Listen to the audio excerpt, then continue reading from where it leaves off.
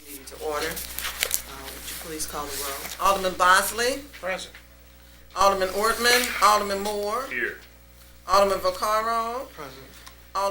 Vice Chairman Cone. Present. Alderman Carter. Alderwoman Tyus. Present. Chairwoman Davis. Present. 6 present. We have a quorum. Thank you. I would like to start with, where's my quorum? I think I want to start with, Ivy, what's your number? I'm 241. Let's start with Board Bill 241.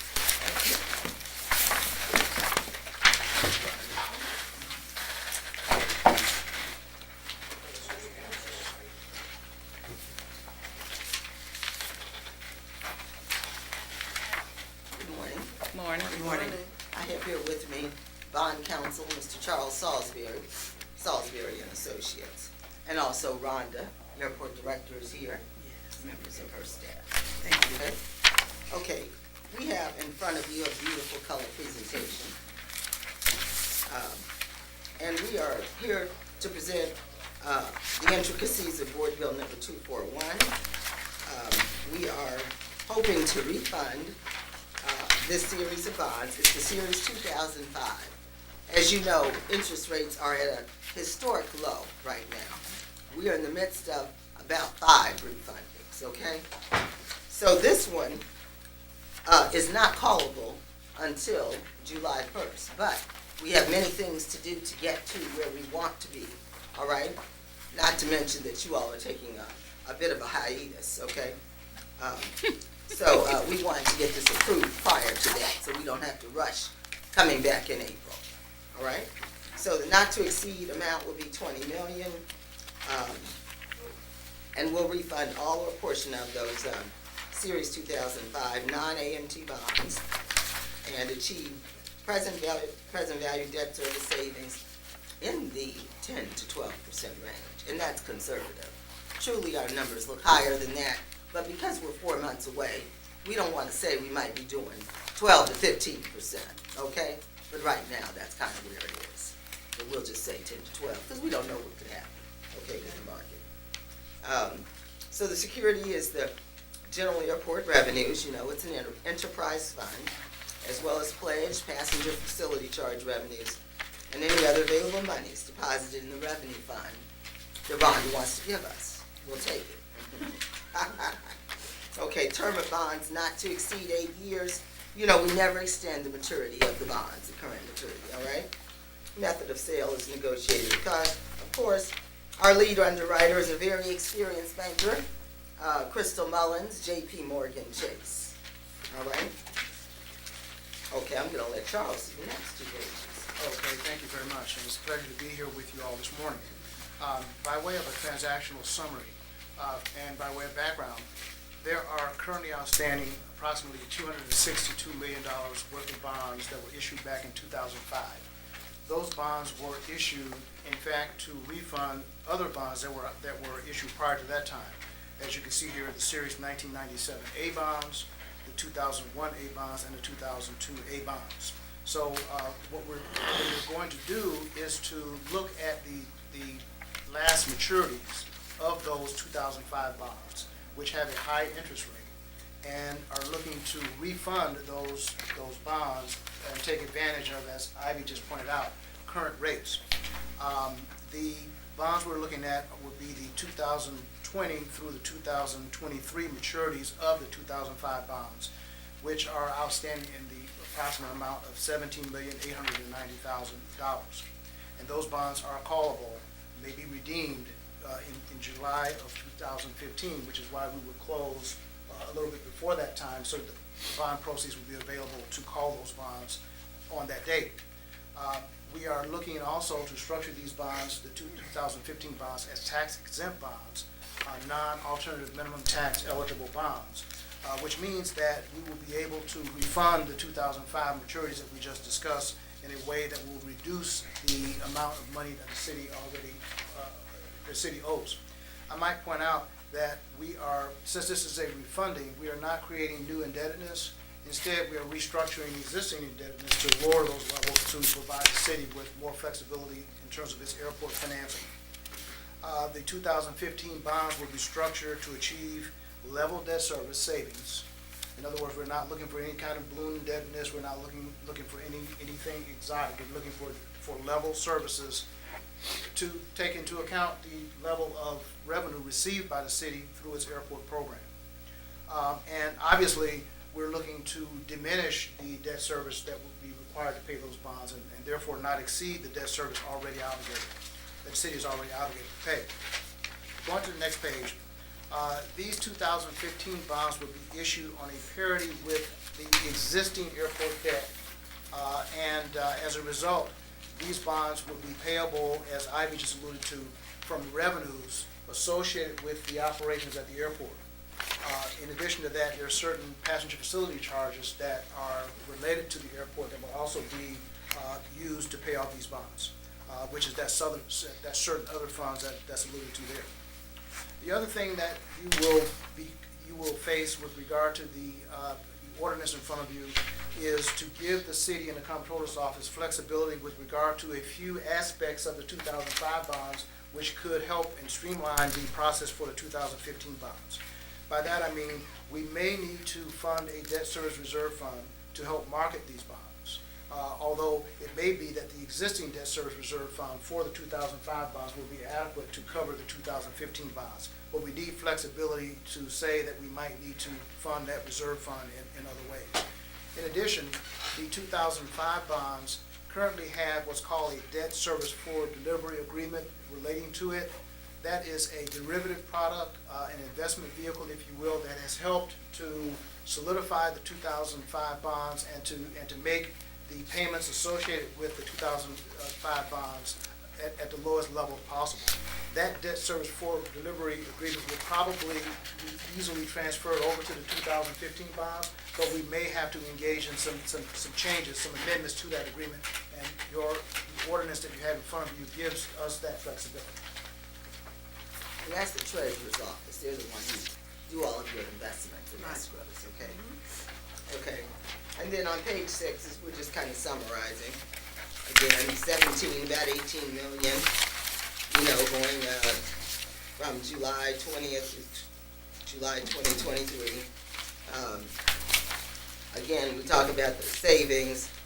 It says about 10 to 12%. Today it's higher, but we're just, 4 months from now, let's just be conservative. We'll do at least 10%. That's pretty good. The city's threshold PV savings level is 3%, so can't be upset with 10 to 12. And they're very low.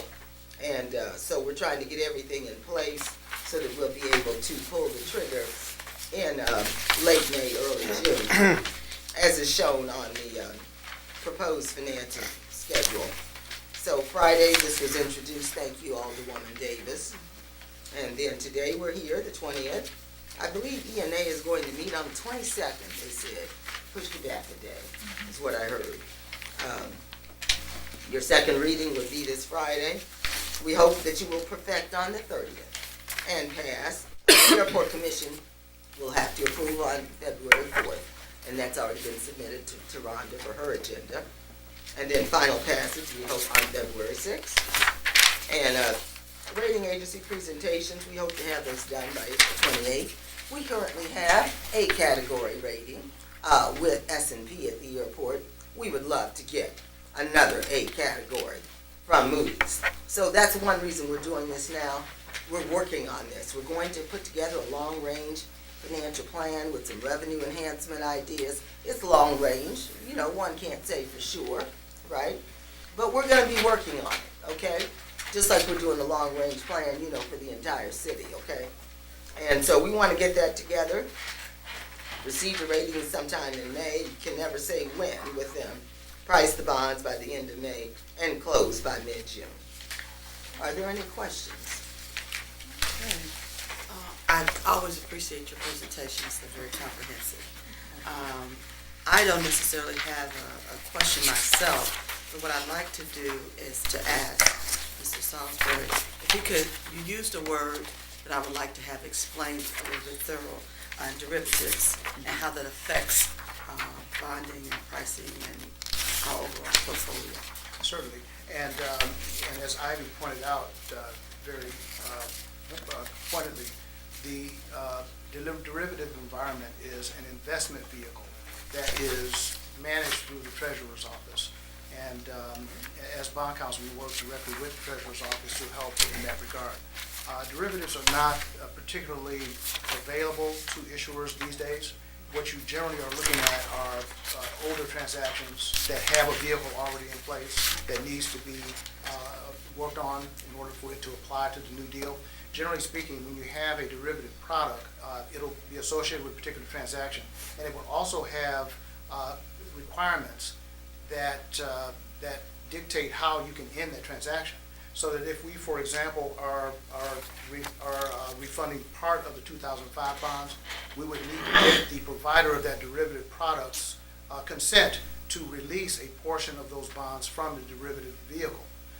In this case, it's probably going to be, of course, subject to negotiations, it's probably going to be to the advantage of the city to have that derivative product apply to the 2005 bonds that are still outstanding, and to also possibly apply to the 2015 bonds, in which case we will need to go in and amend that agreement. In general, a derivative product is an investment vehicle designed to assist municipalities and related parties that get involved, corporations and whatnot, to get involved in these products, to augment their investment vehicles in a way that will advance the investments at a higher level than a normal investment. So basically, you get involved with a company that engages in these products. J.P. Morgan Chase, for example, handles these, and I can't remember off the top of my head who handles the one for the airport. Which company handles the airport transactions? But in any event, it's basically what you're trying to do is enhance the performance of your portfolio. So, for example, you have your debt service reserve fund that is invested. Well, you can put it in. You can invest in treasuries, or you can invest in a product that might yield a higher level of investments than a treasury product would give. And back in 2005, in fact, back in 1997, when the derivative product was first entered into in connection with those bonds, it was customary at that time for treasurer's offices and the like to engage in those kind of products. There's not as much activity with new types of investments, but since we have a product that originated in 1997, it's worthwhile for the treasurer to look at seeing whether or not that product can enhance the investment of funds under the 2015 program. Thank you. The reason why I do that is because I do know and understand that this comptroller's office has been very smart in making decisions on behalf of the city. And for those entities that you see out here whose pension funds and investments and others have done well through the troubled times, is because they made those smart moves to have the derivatives in place so that you can have a better return during the troubled times in various kinds of mezzanines accounts and others. So I just wanted to have that explanation so we could understand a little bit more about what was going on. And I might add to that, if I may. Please do. That, remember, I also talked about the possibility that we may need to put in new monies into the debt service reserve fund.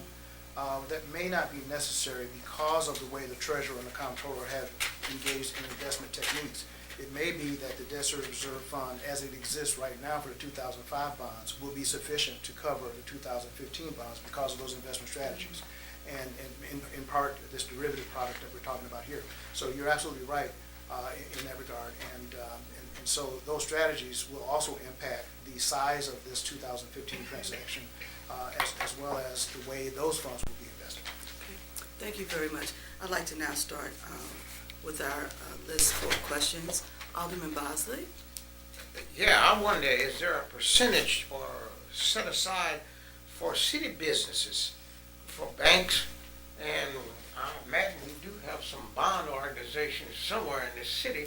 Is there a percentage set aside for those persons? Well, I will tell you who else is on the transaction. J.P. Morgan Chase has the books. The co-senior underwriter is a minority-owned firm here in town, Backstrom McCarley. Ron Browning Smith, he is the co-senior. And then you have 2 co-managers, it's a small transaction, and we have just 2 co-managers, Wells Fargo Securities and Goldman Sachs. So yes, you do have local. In addition, on the attorney side, in addition to Mr. Salisbury, who is co-bond counsel, there is another firm that is Squire Patton Boggs, who is bond counsel, and they are in that, because they're bond/disclosure counsel. I need to explain, there's much regulation and that the federal government has put on us now. So we have to disclose quite a bit, okay? So it's a very enhanced regulatory environment since 2008, okay? The SEC, the Municipal Wonderful Securities change. Rulemaking Board, have put a lot on us. So we have to have continuing disclosure. So we have the same firm doing this. Squire Patton Boggs, Mr. Salisbury also has fulfilled the role of co-disclosure counsel on some other refundings. Then we have, as lead underwriters counsel, the firm of Hardwick Law Firm, a minority-owned law firm in Kansas City, okay? And we also have, working with them, the downtown law firm of Posinelli Shugart. So we have many local and minority firms on this transaction. Okay, is there a percentage, or you just hire them, or someone that you have hired to do this work hires them? No, we hired them. The city hired them via selection committee. And so they're going to get paid from the cost of issuance. So they're getting paid. We don't hire any other businesses. We simply hire the finance team to do the transaction. And we determine that we hire the finance team, that they hire a certain number of minorities to participate. Well, they're minority-owned firms Oh, they're already. minority-owned firms, okay. Yeah, minority-owned firms Well, see, already. most of us don't know them anyway. Yeah. Yeah, but they do a lot of the work here. We use, like Hardwick Law Firm does a lot of work with the city. Yeah, 'cause see, they're never gonna come down here and tell us that they are, but we hear complaints. Oh, we know that they're there. Who was You the- might, but we don't. You don't? Who was the major firm she said that bossed them and McCarthy? Who did you say that?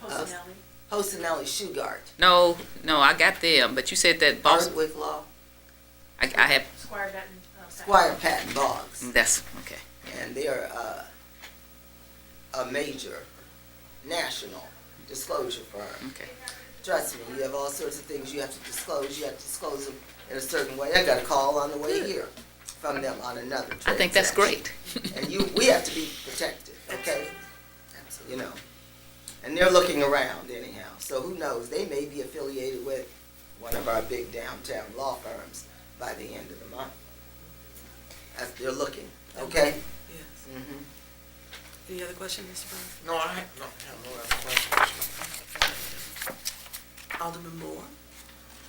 Can you tell me who's on the selection committee? Yes, Ms. Rhonda Neatbergy, I was on it, and Candace Gordon in my office, and Maurice in the president's office, and Denise Peoples in my office.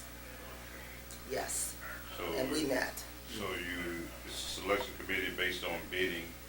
Do No, the- we don't bid, this is, I mean, do the other, you're selecting an organization to help us we out, do the requests for co-counsel and all. qualifications. Okay, Requests for so- qualifications. So were there others that were there that you had to choose from, since you had a selection committee? Who else was there that you chose from? We had 13 law firms and 13. 21 bankers that proposed. Isn't that what we would call, Rhonda? Right, and then the financial consultant also did an Yeah. evaluation and summary of all the proposals and shared that with us to give us sort of an Yeah, insight. financial advisor, independent financial advisor. They summarize the results. Are you Mr. Salisbury Charles, is it? Yes. Okay. That's all I have. Thank you, sir. Alderman McCall? Two things. Your timetable doesn't work for the 30th unless somehow it's put on a perfection consent calendar and then they have to suspend the rules. Because if it's perfected on the 30th, it would be third read and final passed on the 6th. Unless it's put on perfection consent and then it's asked to suspend the rules to bring it down. Because the board bill, if it's second read Friday, then it would be perfected on the 30th. After it's perfected on the floor, then it would be the following meeting that it's third read and final pass. Whatever works. I don't So it would be the 6th. That's what they said. I have that for the 6th for final passage. Oh, okay. I was looking at the time, no, okay, so you're gonna put it in front of the commission before it passes here. Sure, which Oh, we, yeah. which we do all the Okay, time. okay. Otherwise, it would have to go on perfection consent. Yeah, and we no, got that. I thought this out, trust me.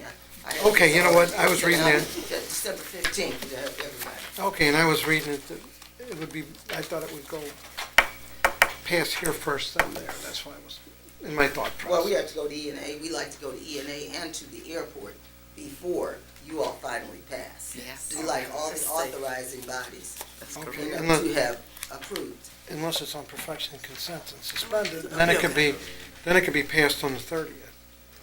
Then it would be done ahead They're of, fine. you know, then it Yeah, would we be got ahead of plenty of it. time, so Okay. we didn't need to rush you. We're already a week ahead of the 13th when you all go down. I think that's pretty good, That's aren't we? cool. Yeah, I think, Yes. Yeah, I put the whip on people that's it. mid-December. Get 'em. Uh-huh. And then, what are the? Ever since you came here, you've been doing that. Why we gotta do this? I said, because we're gonna get this approved before our aldermen take their election recess. Because also, sir, let me mention, it does not have an emergency clause in it, which means it needs to sit and bake for a month before the mayor can sign. But that's okay, because we got plenty of time. Okay, And it's really hard to get an emergency clause in a current refunding. What's the emergency? what is the bonds paying now, and what, if it were today, what are they paying now, and then we'll just pay them off, is what I understand? You Most mean, of what? And ours then are the at new ones will pay 6% right lesser. now. Most of them are at 6 or 7%. Yeah, 6%, and then the new ones will pay, Less. It'll be reduced, it'll be substantial. In order to get 10 to 12%, probably 4, pay them off 4, first. 5, something, maybe less. Okay, that was my two things, and I didn't know that, I thought they'd have to go through here first and then through the air. I thought it would have to pass through here first, just has to pass all together. Okay. Well, we'll pass Then your it through her timetable works. before you finally pass.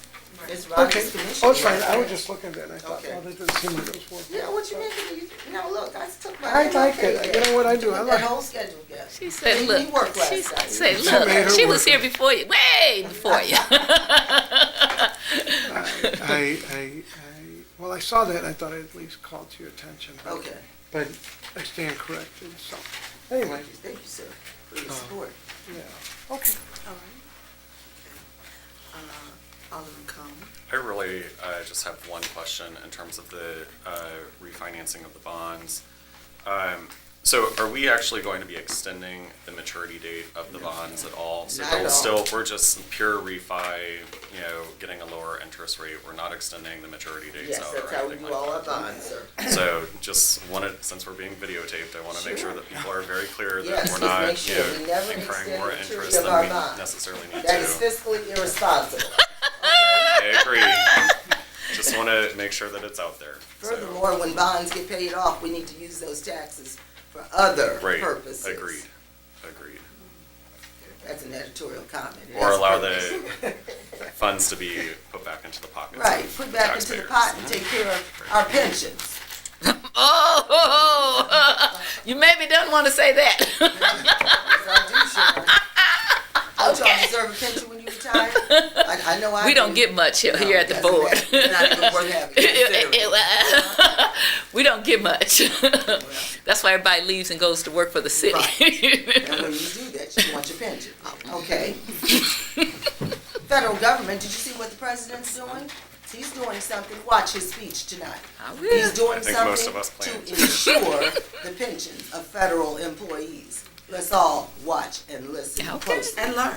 Now, I will be listening and learning and remembering, okay? That's the only question that I had. I just wanted to make sure that that's clear for folks. All right, thank you. Alderwoman Tyus. Hi. Good morning. Ms. Pinkston, Mr. Sauls. Haven't seen you in a long time, Charles. Good seeing you. I have something. I'm always picking the legal part. So I have a question, and I don't know did our city councilor write this? Do you know? Who put this together? Squire Patton Boggs. Okay, well, on page 14 of 17, Section 10, it says the mayor and the comptroller with the advice and concurrence of the city councilor in connection with the public offering of the series 2015 bonds. So I guess my question is that what if the mayor and the comptroller want to do it and the city councilor says that they don't think this is a good idea? Would they be able to nix this deal? It's interesting because when I read that section, I remembered 2013, we were doing the same deal. And Squire did the draft, and I commented on that section, asking the very question that you did. Okay, because I ask legal questions all the time, and people like, thank you. Yes, and the response back from legal counsel Joe Neiman at the time was that this is the appropriate language. But what it means, though, is that the city councilor is not going to get involved and try and make business or political decisions, but instead is going to look at the document and make sure that from a legal standpoint, it is appropriate as to form. So it's not a substantive evaluation, although the city councilor is free to give any thoughts to the comptroller, the mayor, the treasurer, or whomever, business thoughts, but from a legal standpoint, the city councilor is looking at the document as to form.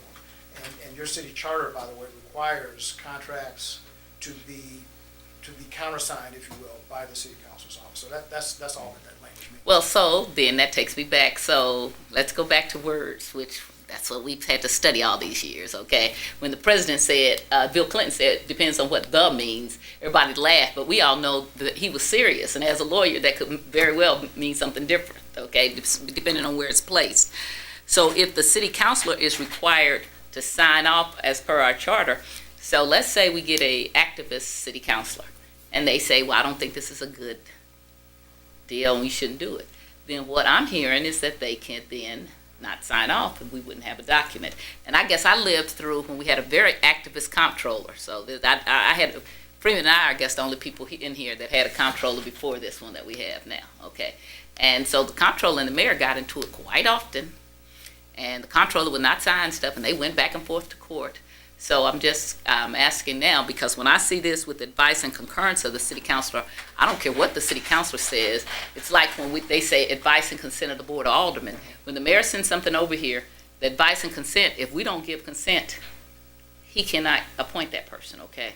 No matter how he wants to. So when I read advice and concurrence of the city councilor, and I guess what you just told me I really wasn't aware of, I'm going to go look at the charter now, is that the city councilor could really nix the deal. Unless we took them to court and have to try to force the city councilor, he or she, well, he now, to sign that deal. Well, you have to also take into account the way these transactions evolve. Okay. What the comptroller attempts to do and what I as bond counsel attempt to do is to get all parties involved at the very beginning, including the city councilor, so that the initial drafts are always there. The city councilor has an opportunity, and normally Joe Neiman will review those documents for the city councilor because it's an airport transaction. But who did you say is now working on it? We'll look at the documents for the city councilor and then speak with the city councilor about it. But the point is that with these transactions, as you see by virtue of our coming here to you today at this very, very early stage, when drafts are prepared, the initial drafts, subsequent drafts, and all of the changes are shared with the city councilor. So it would be extremely unlikely that the city councilor, we would get down to needing to have the document signed, and the city council would complain because that city council's complaints would have been aired earlier in the transaction. We would get it all taken care of. Now, from a legal standpoint and from a charter standpoint, it is possible that what you're saying is accurate, that the mayor and the city and the comptroller sign, but the city council will not. Now, as bond counsel, who is required to give an opinion on the bonds, saying that they are duly and lawfully authorized and issued by the city, and that all of the documents, including the supplemental indenture that you have in front of you, have been duly authorized, executed by the city. I would not be able to give that opinion unless the city councilor has agreed as to form. Okay. So what you're talking about is absolutely possible, but very remote in terms of the way these deals evolve. Well, it hardens me that you asked the same question, okay? Because to me, that jumped out at me as something to ask a question about, okay? The So next, far, the relationships have been very good for the several. well, several since years the city council really, even though they don't really think they work for the mayor, they work for the city of St. Louis, so they do what the mayor says anyway, but they really don't work for, Supreme Court has told not only city councilors, but legal authorities in the state and all the way up to, they told Bill Clinton's person, you don't work for Bill Clinton, you work for the United States. So the city councilors just don't hear that, though. Yes. My other question I had, let me see, make public and permanent. I like that they've taken out all of the directing of the elected official except in one spot. One little spot, they still have it, but mostly they now authorize, which makes much, and I would like to, at appropriate time, make a motion that we take that one little direct out, because I still don't understand. I like the advise and concern. It's on page, I don't like direct fees. not to elected officials especially, because, okay, it's on page 12, line 6, the mayor and comptroller are hereby authorized is enough. I don't see why they keep putting in that directing elected officials. I don't think we have the, I'm sorry, what page did you say? page 12 of 17, line 6. I think that's an ongoing, in all of our documents, that's an ongoing verbiage. It's another standard verbiage licensing. Everybody do that. But I think it's incorrect, and I vote no on everything that has it, and they took it out of the rest of what I read through here that I've seen, they don't have it to elected officials. They direct the airport, which is fine, because they're not elected, they direct other people, but you can't direct the Board of Aldermen to do anything, you can't direct the mayor, you can't direct the comptroller. I have made an ongoing, and since this is the only one that's left in here, I really wish we could take this out, because otherwise I'm not voting no again, because I think language means everything, and otherwise I don't know what I went to school for, okay? So, Well, that's, well, this is maybe not appropriate now, but I just May want I to, speak to that, though? May I Sure. speak to that? Sure. The reason that direct language is in there is because the Board of Aldermen is saying to the community, to the citizens, that they want to issue these bonds in this format. And then they're saying, okay, Mayor and Comptroller, we like these bonds, we like these documents, sign these documents. They are actually directing the Mayor and the Comptroller to sign. We can't do that. documents. As, I think, but this is in, if you look at, you know, I do I some know. deals for other issuers. we It's still always can't. like this. I know it's a lot of stuff. When I came down here, they called women aldermen too. And so they don't do that anymore, okay? And they kept saying it was in the charter. It was not. It was in one of the little line of our rules. I changed one little line of the rules, and now, boom, for years now, they've been called alderwomen. And in many, many things since I'm down here, now for the second time, the people told me, oh, it has to be that way. It just didn't. They just always did it. And people tend not to like to change always. And as a black female, I tend to like to change always, because always usually has not been in my best interest, okay? Well, but I'm saying that from a legal standpoint, the alderman can direct the mayor. In the state of Missouri's documents are like this, St. Louis County I understand what documents are you're like this. The city of, the public schools, they're all like this. But if you are more comfortable having us take that language out, you certainly can do No, that here- and give you a substitute. Charles, okay, it doesn't take anything but just a Yes. little small thing. And we But can give you a right, substitute. we can do a substitute right here, Okay, is what good. I'm saying. That kind of thing is you do, but I don't know if the other aldermen are even inclined to do that. I would love to discuss this with you further. I don't want to take up any more time here, Absolutely. because I really do not think, and I've really kind of researched this, that we have the power. And I remember, again, when Shame on Burris was fighting, that's how come, when I really got to understand it, and that's how come Burris was able to hire legal counsel. And there was a lot of things that the judges told us that we have been under the impression that the Board of Aldermen can do that we could not, okay? So, don't wanna, and I would be wonderful if we could tell Francis what to do. I got a lot of good things to tell him. But that just, I don't think that, even him, I should be able to do that. I got elected to do a job, and he got elected to be a separate entity. We can authorize him to do it, but I really don't think we can, okay? And let's see, I had one other place marked that I wanted to ask a question about, if I can.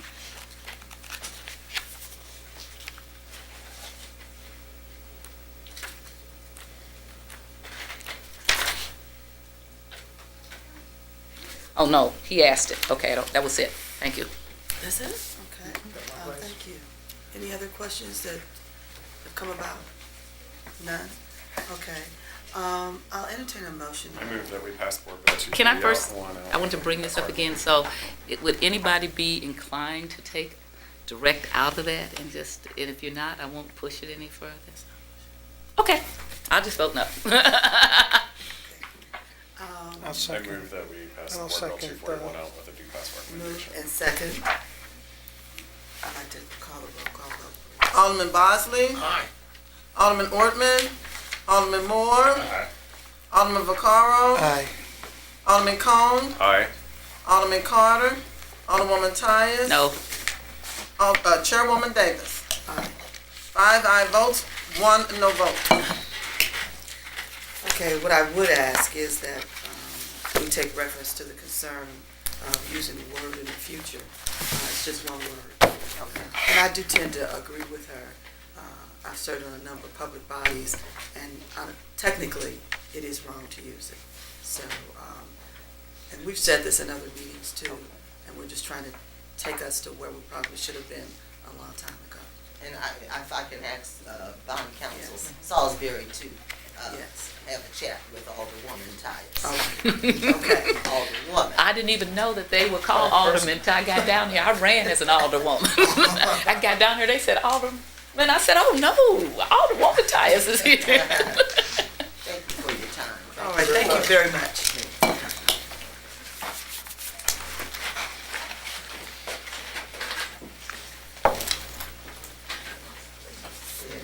Always wearing red and black. That's a good sign. Huh? Very good. No, this is all my stuff. Get out of here.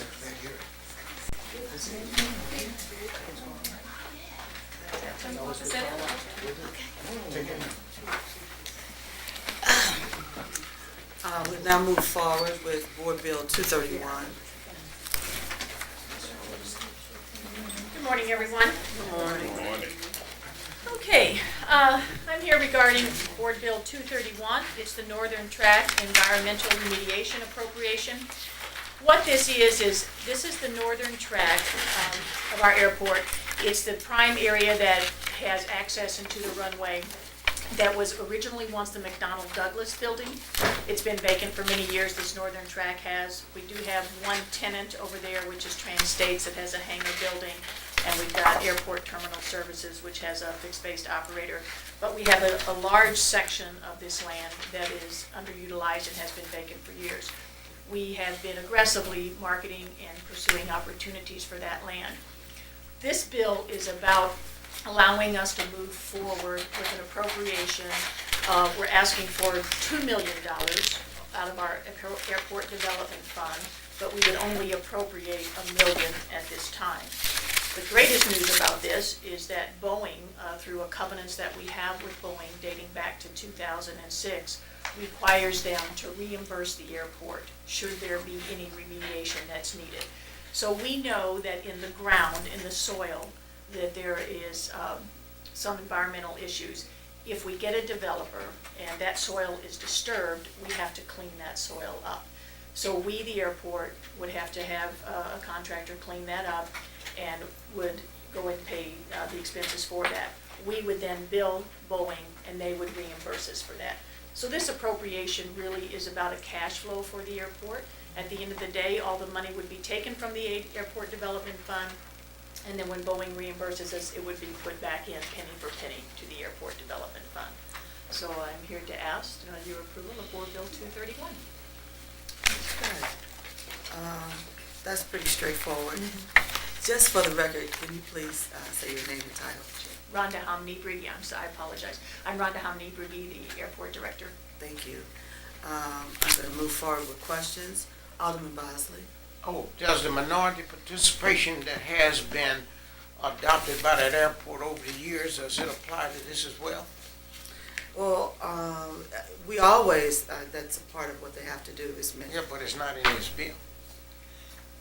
The bill is just the dollars to appropriate. We're just moving some It's money. just a dollar. It's just Yeah, the dollars just to moving money. appropriate. We're not executing a contract, Alderman Bosley. I mean, this is not a contract to go find. It gives us the right to be able to once we decide if we're going to get a developer, and if that comes to fruition and we start digging up that, this is the ability to start paying for the cleanup process. But this is not an RFP that we're actually executing for the contractor. This is the right to spend the dollars going forward if we're able to get the.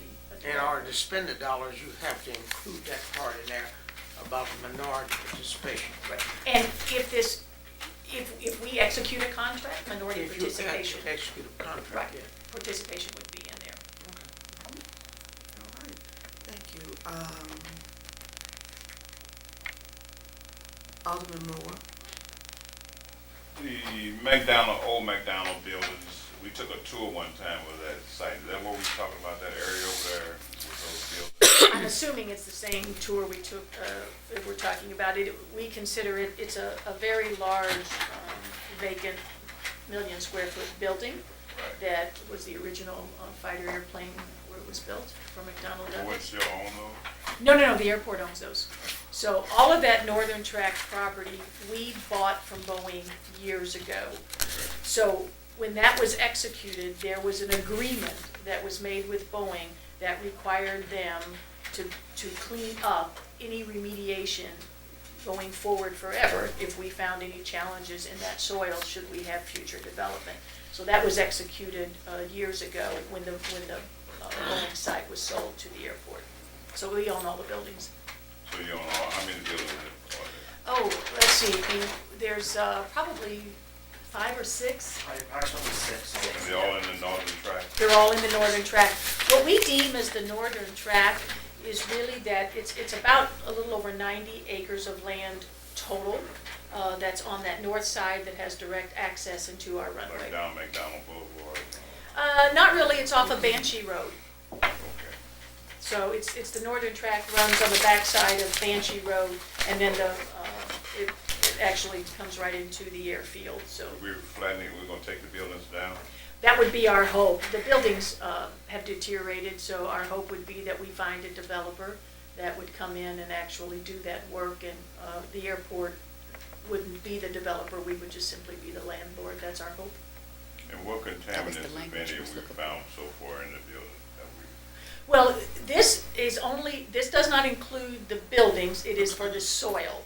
So the Boeing is required to pay us for any remediation that would be in the soil. We don't know what's there because we haven't dug any of the soil up. So we're hoping and anticipating with all the work that we've been doing that we will get a developer to come in. And so what we want to do is have this in place for that developer so that they know that they're not on the hook for the remediation of the soil. In the buildings themselves, the developer would be responsible for any cleanup in the buildings themselves as they're tearing it down. Okay. And I have no question. Oh, okay, Alderman Carter has no questions. No questions, Alderman Cohen. Alderwoman Tyus? And my answer is, my vote is gonna be no for the same reasons, so page 5 of 6, section 6, okay? Yeah. Okay. Any other questions? Okay, hearing none, I entertain a motion. I move that we pass Board Bill 230 with a no-pass recommendation. I'll second Previous it roll. and ask for previous roll. Previous. That's what I was gonna do. Okay. So Board Bill 231 has been passed. Thank you. We move on to Board Bill 232. My name is Robert Solerano. I'm the Airport's Properties Division Manager. We're requesting the Board of Aldermen approval for a sale from the City of St. Louis at the airport to North Park Partners, 2.554 acres in Berkeley, Missouri. And as part of the sale, we're reserving a perpetual and exclusive easement for glycol lines that run in the property. The sale price is $150,000 payable to the airport. There are a number of conditions proceeding to the sale, including FAA approval, legislative and Board of Aldermen approval, as well as title work and survey work.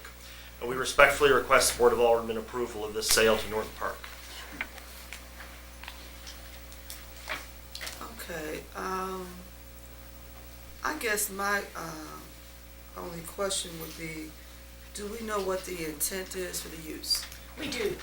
We've been working, North Park, we have a fairly large area just outside the airport where over the years, some farmers have sort of just decided to come and plot little plots of land without any lease with the airport.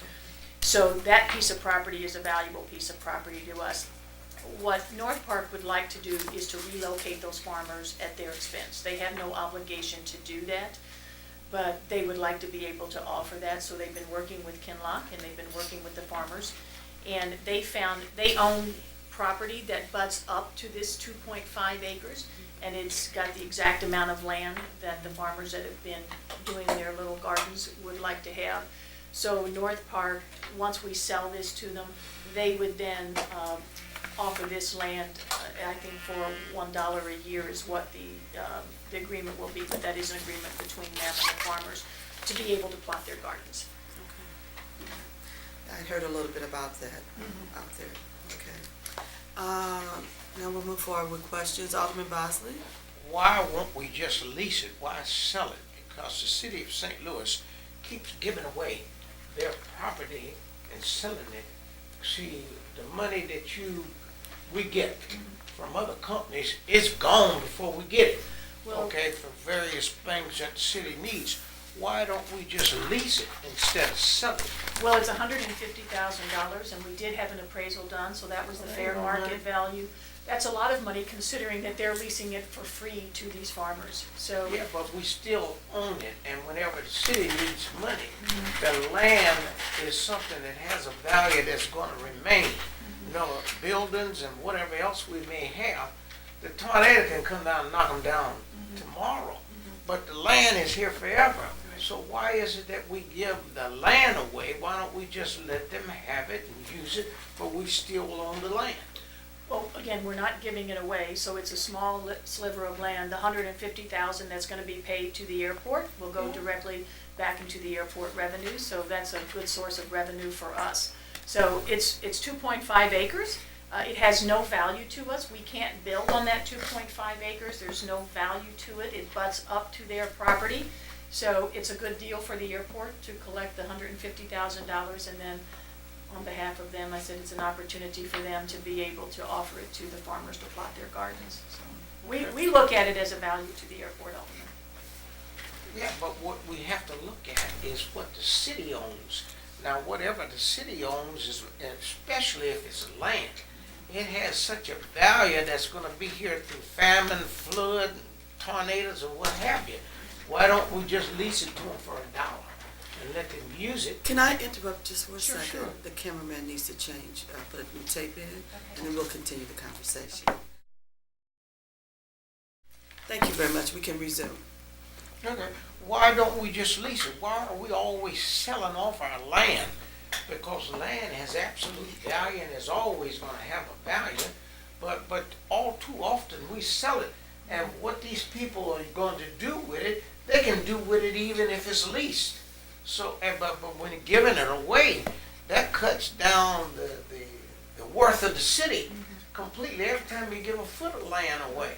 Why sell it? Why don't we just lease it? Well, at the airport, we own over 4,000 acres of land, and We used to own more than that, because I've been down here, we've been selling off pieces of land for years, and if you keep on, 50 years from now, I don't know what we'll own, even where the airport is, and we keep selling a little piece by piece. well, in this particular 2.5 acres, again, it's a very small slither of land.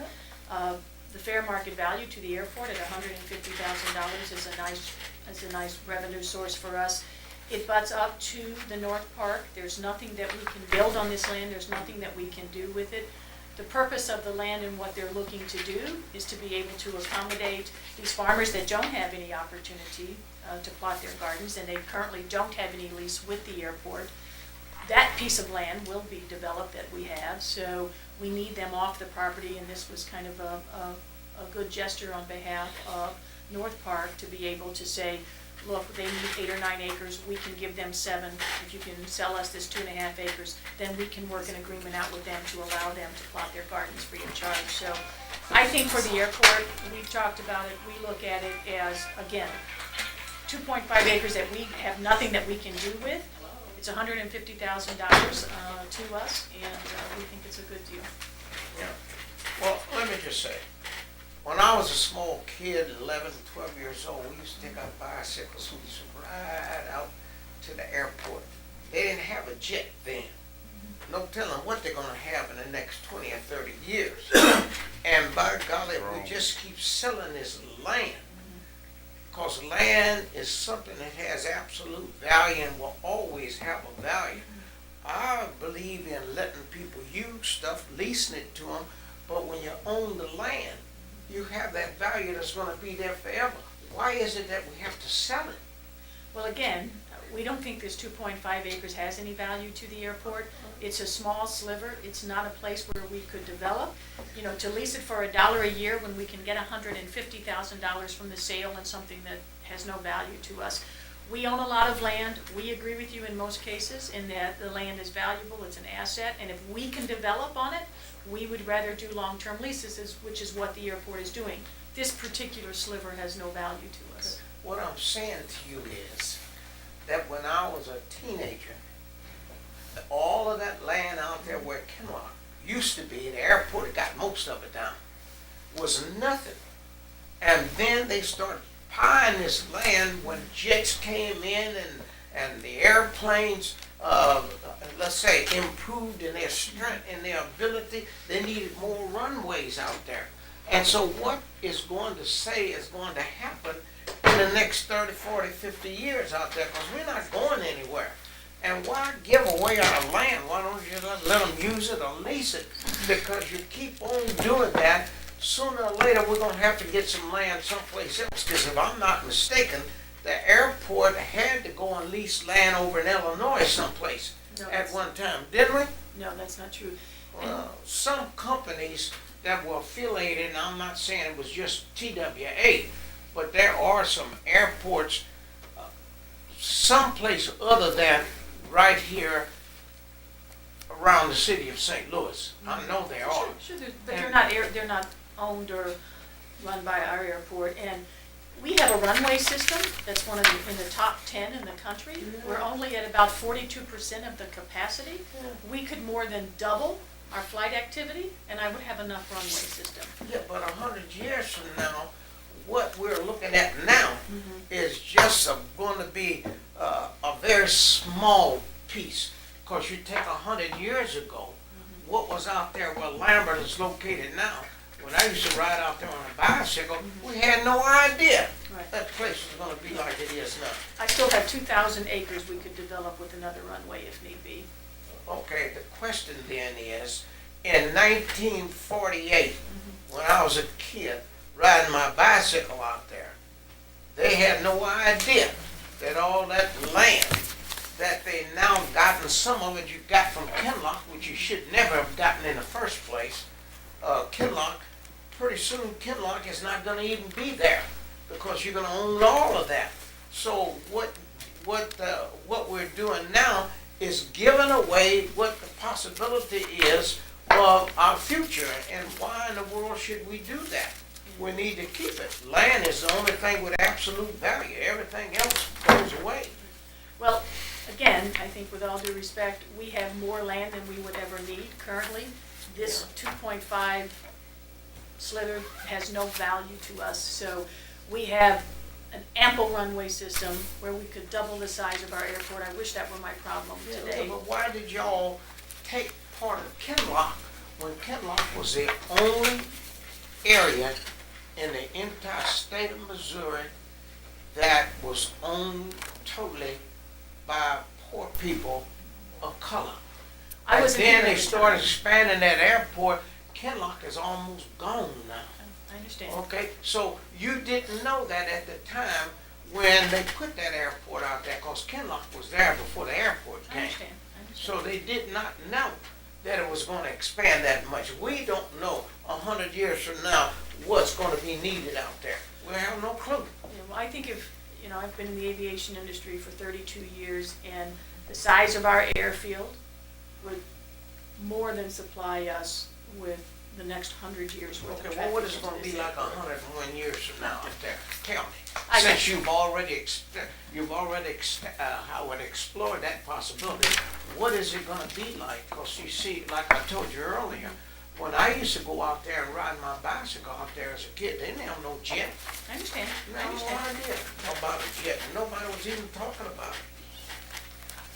I understand, but in terms of this particular transaction and this 2.5 acres, there's no value to the airport, and so the revenue of this sale for $150,000 is far more beneficial at this Well, time. who we selling it to? North Park, so that they can lease it to the Kinlock farmers for free, to be able to give them gardens. And that's the deal that they've worked out with the community there.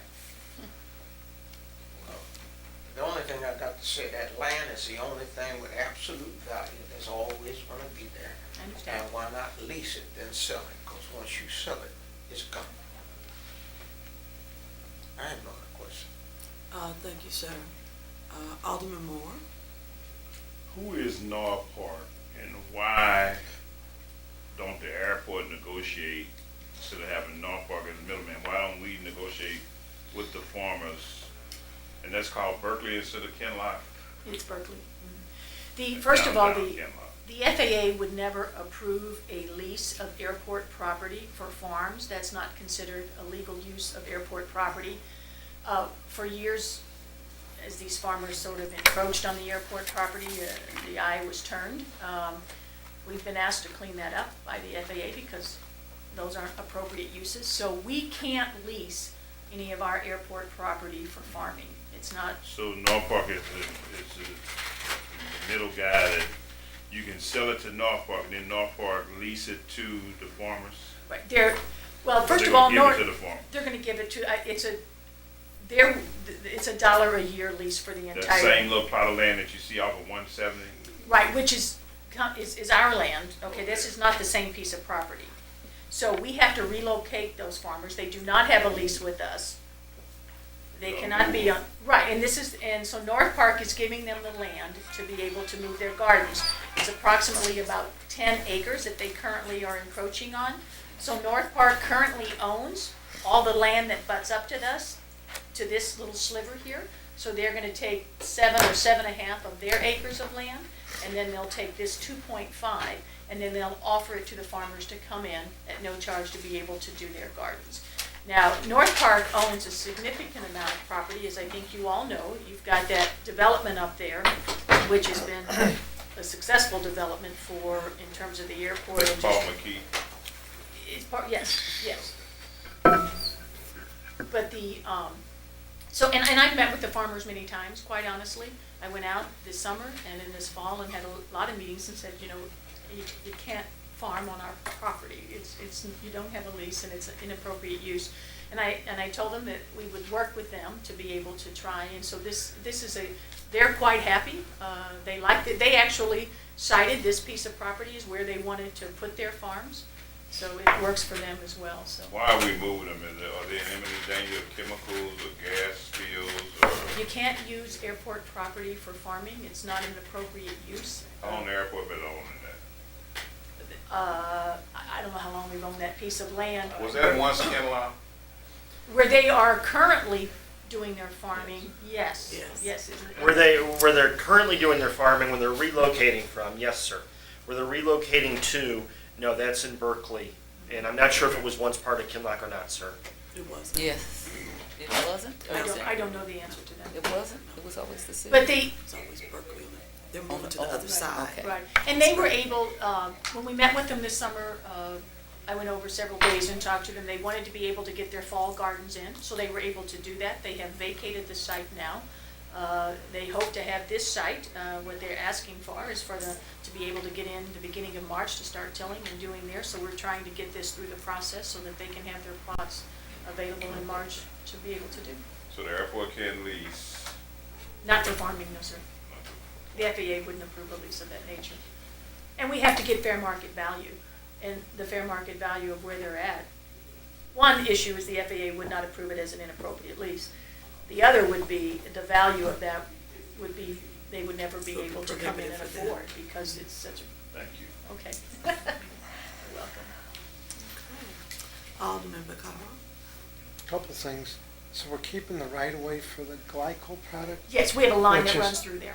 which is like antifreeze or something. De-icing fluid for us. Right. So the glycol's the de-icing fluid. And we have a large tank that's near that, and we have an underground line that runs through that, so we have to have an easement that would be in perpetuity to be able to get to that line. I would think I'd be worried if I was farming to have that, the potential of that product getting into the ground. It's there today, it's been there for years. I mean, we are required to make sure that it's maintained. We have testing done on it, so it's not, and it's glycol. Glycol doesn't have this, it's No, not a, It's low on it. yeah. Oh, I don't know. Anyway, I almost, it's just not that much money. I almost agree with, the alderman over there that maybe we should just not sell, but anyway, that's just my thoughts, but that, I won't be Well, that again, I much. can't lease the property for what they want to use it for. It's a sliver of land that has no value to us. It No, butts I- up to theirs, we can't build on it. But even it has value. Even maybe not to the airport, but it does have value, and if we sell off stuff, I don't know, I just think some of the points you brought up were I understand. pretty on line with what I was thought. But I have no other questions. I mean, All right, sir.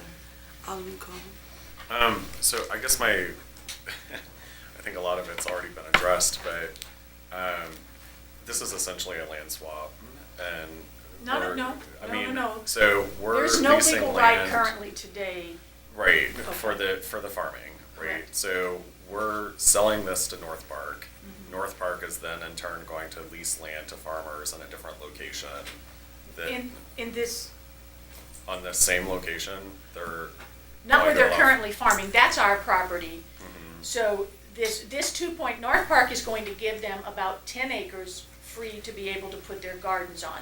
They currently own 7.5 to 8 acres that is adjacent to this sliver of 2.5 that we're selling them. They then would be able to offer that entire 10.5 acre plot to the farmers. So what is North Park going to do with this 2.5 acres? It's going to be used for the farmers to be able to put their plots on in conjunction with the other 8 acres that they own already and have for years, to be able to offer one consecutive kind of garden spot for them. But this is in a different location than where the farmers are currently using land? Yeah, they're currently squatting on Right. airport property Right. that we have to get them off of. Right. Okay? But that's in a different location? Yes, I'm sorry, that's in a different Okay. location. So where they're currently at, we're not selling at all? No. Okay, so we're just selling a piece of land that's adjacent to another parcel that North Park already has Correct. that will then be where they relocate to? That's correct. Okay. I mean, aside from that, so North Park is not going to be able to build on this either. I keep hearing you say that the airport can't build on it, but North Park is not Well, going to it's be able their to land, build. they could build if they wanted to eventually, but this is the Nothing you can section put they've on. carved out with Kenlock to be able to relocate these farmers and offer to them as garden spots for no charge. So for what's $1 preventing apiece. North Park from kicking these farmers out in 2 to 5 years? Yeah. And I can't answer that question. Yeah. I mean, you have to talk to another. I think in good faith, if you talk, again, we have been working with the farmers for quite some time. They're very happy with this. This is a better plot of land for them. They like where it's at. They think it's very doable for them. So they're happy. I think North Park has been working through the parishes, if you want to call them, or the ministries there in Kenlock.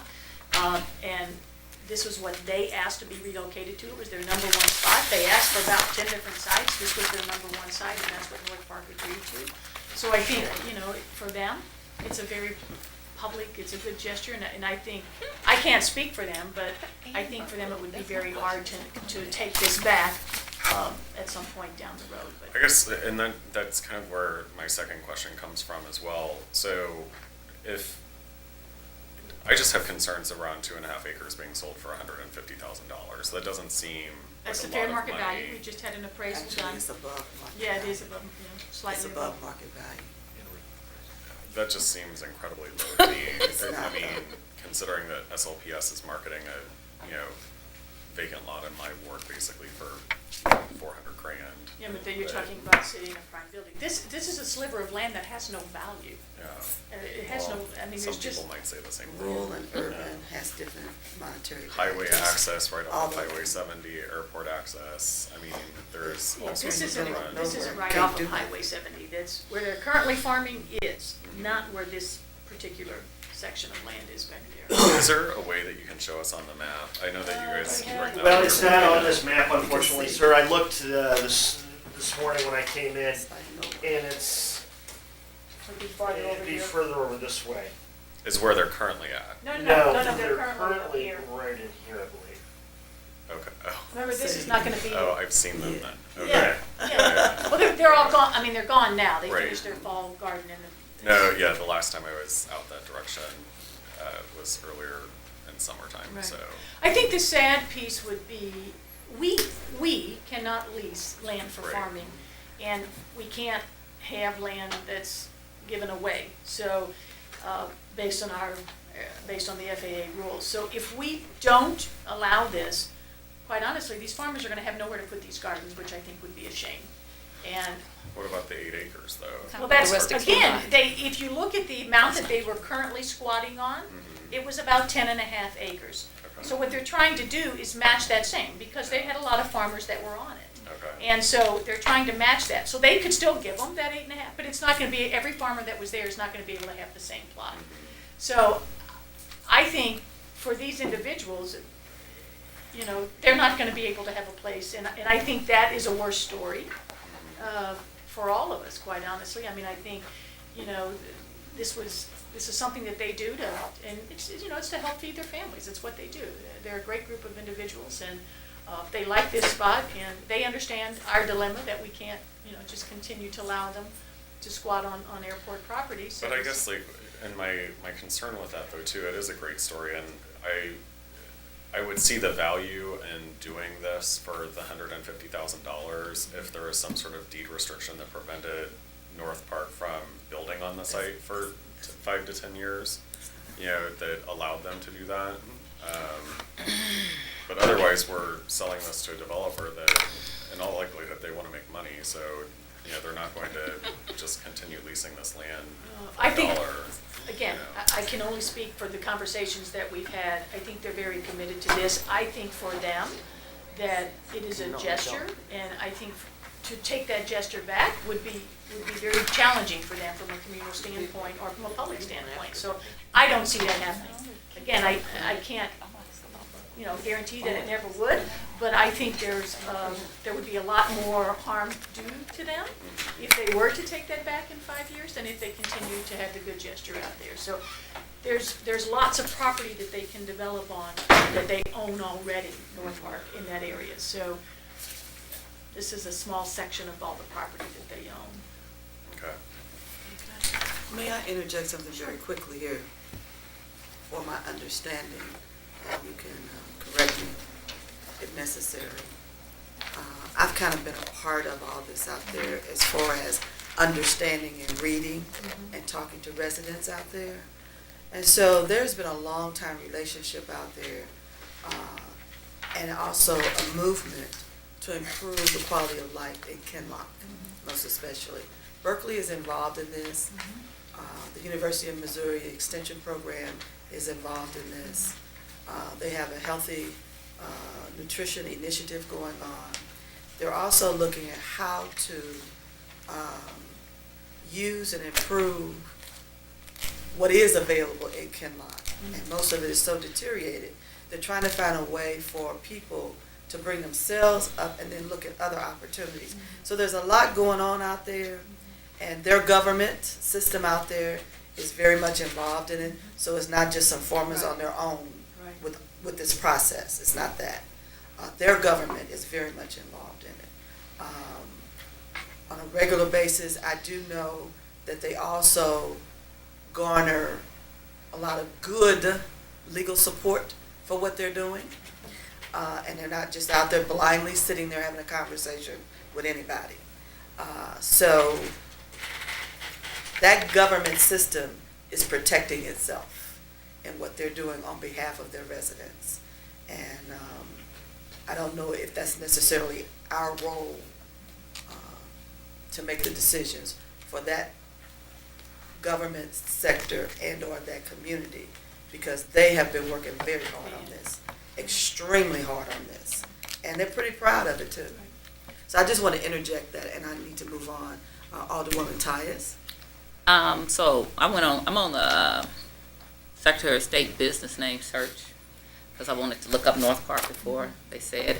And so I don't find a North Park LLC. I find North Park 2, ESI 2, North Park ESI 2, ESI 3, 4, 6, ESI hotels, housing, but there doesn't seem to be a North Park Partners LLC legally registered with Missouri Secretary of State right currently. So that's the first thing I just wanted to bring out. I was here with the original moving of the land. I always go and check that when people want to do business with me. And so there were a whole bunch of promises made that have not been kept. I'm very irritated because I sat here with Joanne Wayne and people, and things that we did are the exact opposite of what's going on now. I'm not talking about I'm talking about going back 20-something years. I was here. First thing I have a question is, so this land was Berkeley's land. Have we talked to Ted and the group, and why won't we get this land back to Berkeley then? Berkeley doesn't want to buy it, and yes, we do. We have a letter of support. I have to go look at that letter of support. I'll call Ted. You don't have, I mean, Okay, that's okay. fine. Yeah, He's he's my well aware of personal it. friend. Okay. And I think, I have to look, but I'm pretty sure it's a letter from the mayor of Berkeley supporting this project, because the mayor, it's either Berkeley or Kinloch, but I believe it's the mayor of Berkeley. I didn't bring that, I should have, I apologize. No problem. He's in my speed dial. I'll call him. He's been a political friend for a long time. And that would be the same thing of Kinloch. So you spoke to both Berkeley and Kinloch about if either one of them was interested in this property. Well, first of all, when you look at the fair market value, neither one has the sources to buy it. But here's no, I don't. Not when it comes to them. I look at that we took land under false pretenses, and if we gave it back to them, since we're not getting any great big amount of money anyway, and we gave it back to either one of these municipalities, I would not have a problem with it, because without the great sacrifices that they made, we wouldn't have got a whole bunch of things. We went through cemeteries. There's a lot of people sitting here, me including, took political hits for this. Okay, so us giving it back to them, way we give money away doesn't mean anything. So so my point to you is no, there's not a great financial hardship for us to give a piece of land that we're going to give to a developer, which I agree with the alderman from the 25th, right, that I had to get the number right, is that the developer is not there being, oh, kumbaya, kumbaya. He's there to make money, and there's something down the line for him, not because he's a great person who's just wanting to help these unnamed farmers. Well, first of all, the airport can't give away land. We are required under our FAA to be able to get fair market value. So I can't give the land back, even if you feel it's the right thing or I felt it was irrelevant. But we had agreements about getting it back to them when we got it in the first place, and I need to go back and look at that. But that was the whole thing that got us on board, because I know Joanne almost got recalled about going through the cemetery, and the whole premise of this was that the land that we did not use would go back to the municipalities. First rights of refusal, that was what it was. No, they were going to go back. And so now, if you just price it out of their ability to purchase it, so then of course you will always lose your first right of refusal. So, because you just make it so they can't afford it. So that was not my understanding, and I will go back because I am a organized pack rat, and probably still have the original documents. So I have a problem with selling it to a developer instead of it going back to it. And she says it was not Kinloch, it was Berkeley. The other thing is, who are these farmers? We talked about these unnamed farmers. Who are they? They are individuals that live in and around the Kinloch area. Again, I've met with them several times. I went over to their gardens. They were there every day in the summer, attending to their gardens and playing dominoes. And they're all retired gentlemen, and there were a couple of females as well, that put these garden plots in to be able to supplement their families. And so it's local residents in that area, and Okay, and so I would disagree that they couldn't also, if you go out to Kinloch, I guarantee you can find 10, 15, 20 acres, whatever, to do farming on, okay? That is not the only location that we could give them to farm or that we could work with them to farm. There's mostly only farming land out there anymore. My husband's great-grandparents and great-great-grandparents came from Kinloch. And so he has childhood memories of going out there. So when we go out there and try to look about where they used to go, there's no place to find because it's mostly farmland. You could have green acres out there. So there's something more to why we would be selling this to North Park. To me, the story doesn't make sense, okay? I don't believe that Paul McGee is this great benefactor of little old black farmers to want to make sure that they have some place to farm. It is something else. So when you say you have a letter of support, that would, to me, you would have brought that. Also, you would have brought a map showing us in better detail. I have a question here in this quitclaim deed. I think it shows a map someplace in here. And so back here on page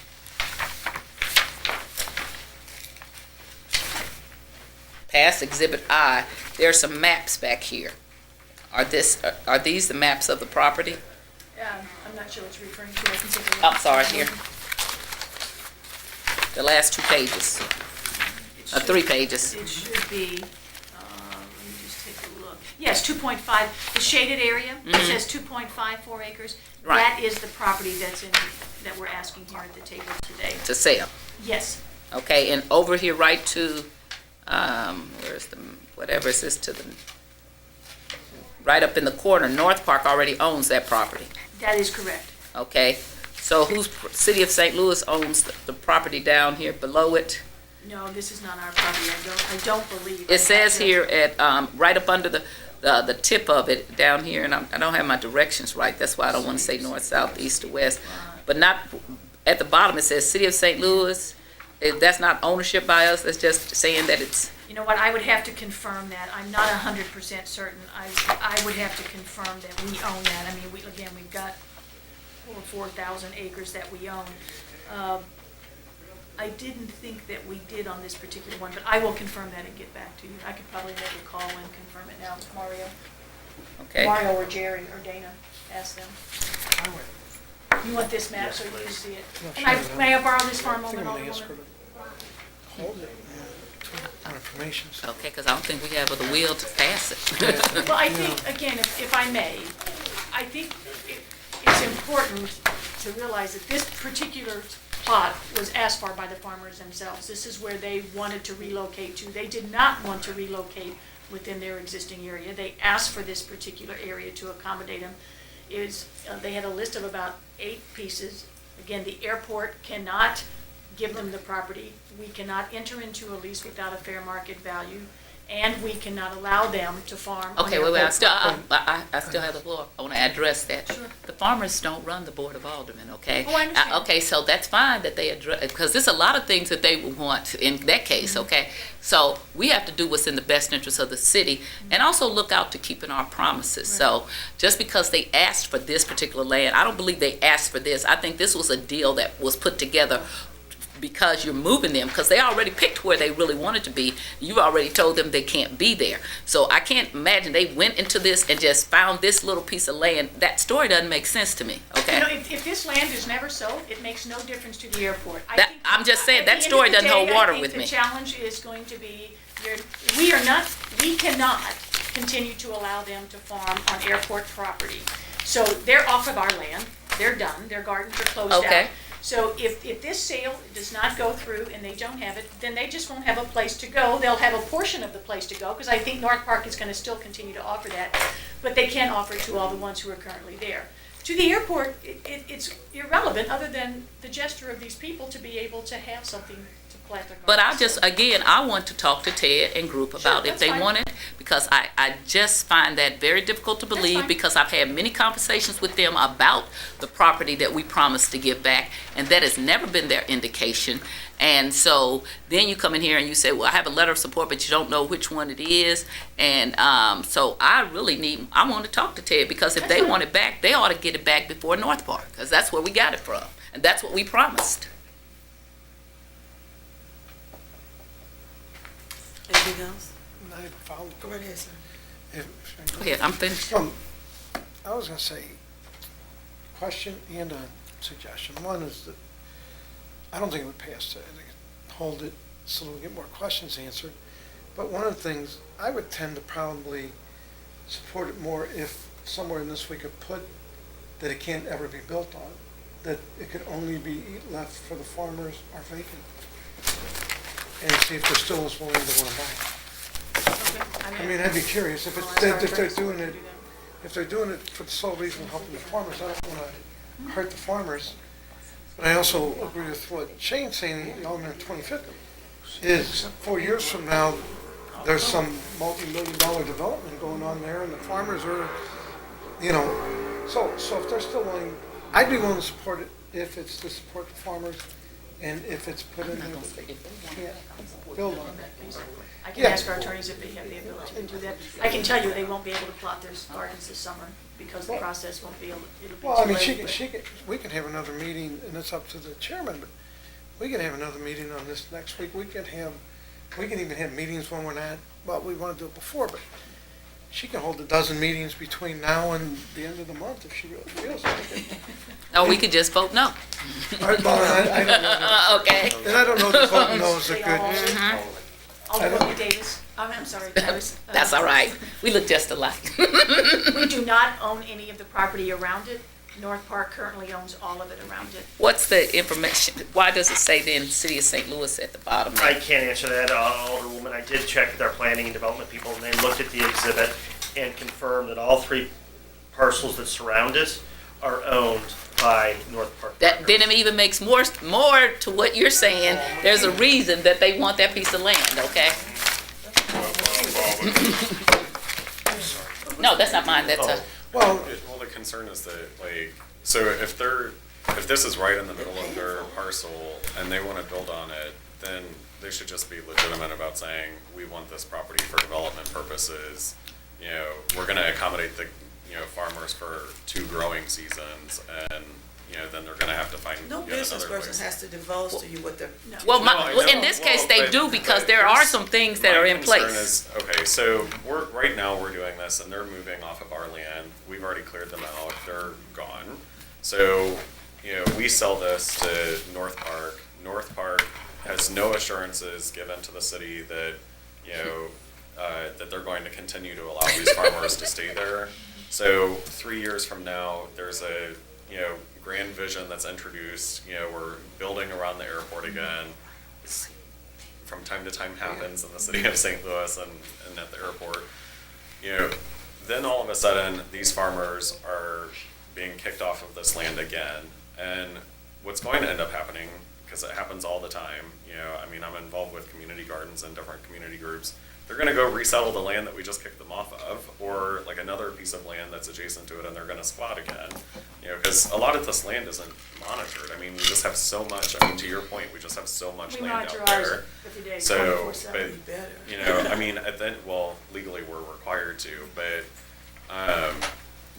people squat, and they're going to farm and they're going to do that.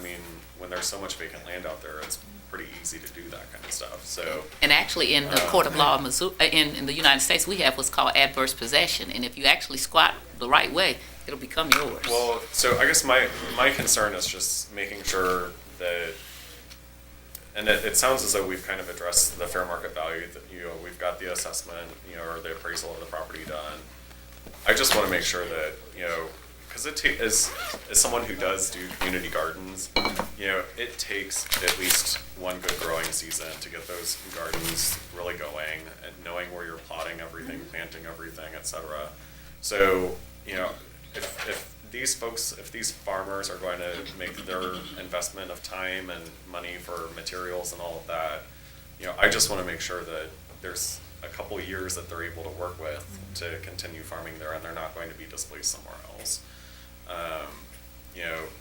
It sounds as though that would be a reasonable accommodation that we could make with, there's all sorts of, covenants and deed restrictions that are put on, transfers of sale of property all the time. I don't think that it's completely impossible to do.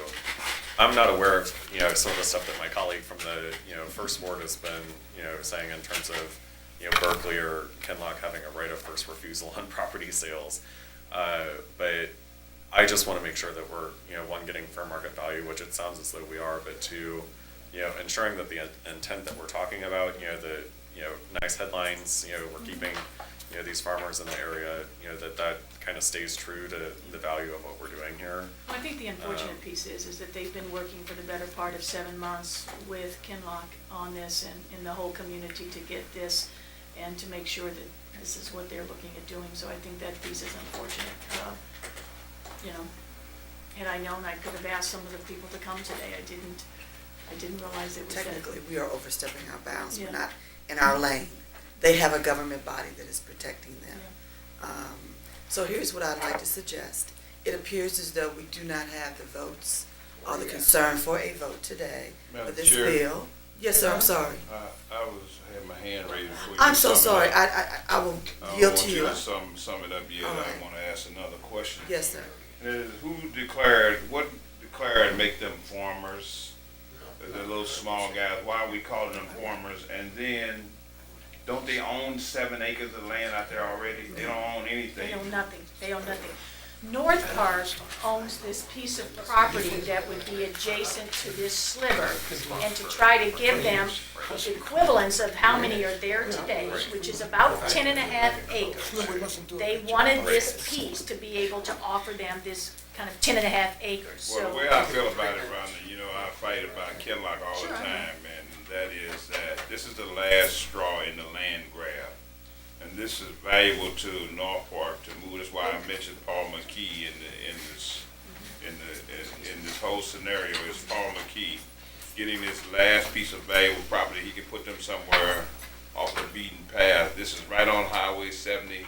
This thing can be developed into anything. When you pass down 170 heading north, and you don't even have to look to the right. It just jump out at you, that plot of land. But this isn't the piece That's we're not talking it. about. That's not it. This, where they're at today, they're off of. That piece you could see right from 170. That's our That's property really that cool they valley. had squatted on, that we just can't allow airport property to do that. This Oh, I piece, know, Joe. this piece is not off of 170, it's further back. And again, I mean, I understand everyone's concerns, and I have been working with them for months. I believe this is earnest. I think that what they're trying to do is be a good. Who brought that to you? What prompted this old sale? Did you guys decide that it wasn't valuable and that you should get rid of the farmers out there, or did North Park come to you and say, we'd like to negotiate getting this plot of land back and getting the squatters off of your land? And why are they so kind and courteous to offering them something else? There's something more to this, something more valuable than just that little plot of land. Running those farmers, now they're gone. Running those farmers, they've been there forever, sitting there, and now all of a sudden, somebody wants this land. I think it's to make that land contiguous and to complete that land grab that makes Paul's sense. been after all the time. That would make sense, yes. I think you're absolutely right. That would make sense. If I was a business person, I own all the land around it, I would want to make it contiguous, I would. So, it appears as though we're at, we have some other questions that need to be answered, and we'd like to have some more assurances about the government bodies and their agreements to this process that are involved in the county. We also probably would like to talk with a couple of the farmers as well. And so what I would like to do in order to satisfy our concerns, which basically we have gone a little bit off the beaten path with, I would like to suggest that I will have a meeting as early as you can notify me that those entities are available. I will schedule a meeting within 24 hours so that we can move this process forward. I am not interested in stopping the process for the farmers. I know what their master plan is. And I also know that they're working towards improving Kinloch and bringing resources there. I do appreciate, and I can't think of Theta's last name right now, the mayor of Kinloch. She's working very hard. She asks a lot of questions of all of us to help her constituency. And so I would like to have them present so that we can satisfy our concerns and move forward with this on their behalf. Okay, and I just Okay. want to confirm that I have the participants that you're looking for. Yes. A couple of the farmers, Yes, someone representing North Park? or- yes. Okay, and the government bodies that are involved in this process. Both in Kinloch? Whether it's only Kinloch, which I believe it Okay. is, okay. and if Berkeley has any involvement, which I don't think I they don't do, think they do, it's Kinloch. in terms of wanting to move it forward. In terms of wanting to move forward, I know that Berkeley has to approve some subdivision. It's their replatting and things land, like so that, how can yes. they not have any involvement if it's in their city? I was just talking about the immediate, because we were talking about the farmers, and they are residents No, of my Kinloch. concern is about Berkeley being able to purchase the land back as we promised, and that's what I want, is I want our original Oh, agreements. Bring in a representative from the government of Berkeley, and/or also a support letter from the mayor. Okay. Okay? You know, we had when we started purchasing all this land up, so we had an agreement, okay? About how we would purchase and what would happen. We asked all these questions back 20 years ago. What if we don't use all this land? What will happen with the land? I didn't just start asking these questions this year, okay? So those questions were asked way back then. And so I want to look and pull our original agreement. I will also look for it, because I know Joanne sponsored it. I'm pretty sure it was Joanne or Marty, one of the two. Would have been an ordinance. Right, Okay. right. And I'll all look of for our attorneys would have looked at that. Sure.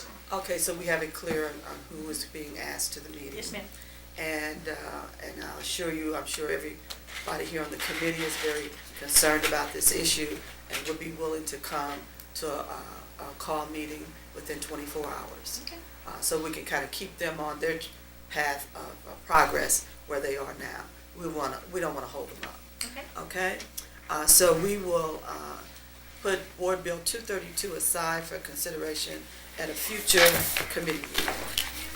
Could we move forward to Board Bill 233? We still have this thing. Board Bill 233, we're requesting the Board of Aldermen approval of two separate ATM concession agreements at the airport with Bank of America and Cardtronics. The ATM concession was put out for competitive bid and two bidders were received. We're asking for a separate agreement approval with each bidder. The term of the agreement is March 1st, 2015 to February 29th, 2020. The premises, there'll be 4 ATMs total among the two agreements. There's one ATM for each concessionaire in each terminal, pre-security. So each concessionaire gets 2 ATMs. Bank of America will pay the city $24,000 a year plus 65% of their foreign transaction fees. And Cardtronics will pay to the city $24,000 plus 55% of their foreign transaction fees. Foreign transaction fees are the amounts you pay, the added-on fee if you're not a Bank of America customer or a Cardtronics customer. And the percentages are in accordance with what they bid. That was the bid item for the concession agreement. We respectfully request your approval of these two agreements.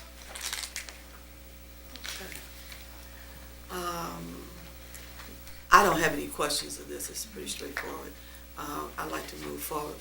Alderman Bosley is out of the room. So we'll go on to Alderman Moore. I passed, I'm sorry, we'll come back. okay. Okay. Alderman Vaccaro. So where will these all be in the unsecure area? These were all pre-security, sir. They have, So nothing on the secure side? right, the secure side is under a banking concession agreement. No other question? Alderman Coleman. Yeah, ask my question. Okay, all right.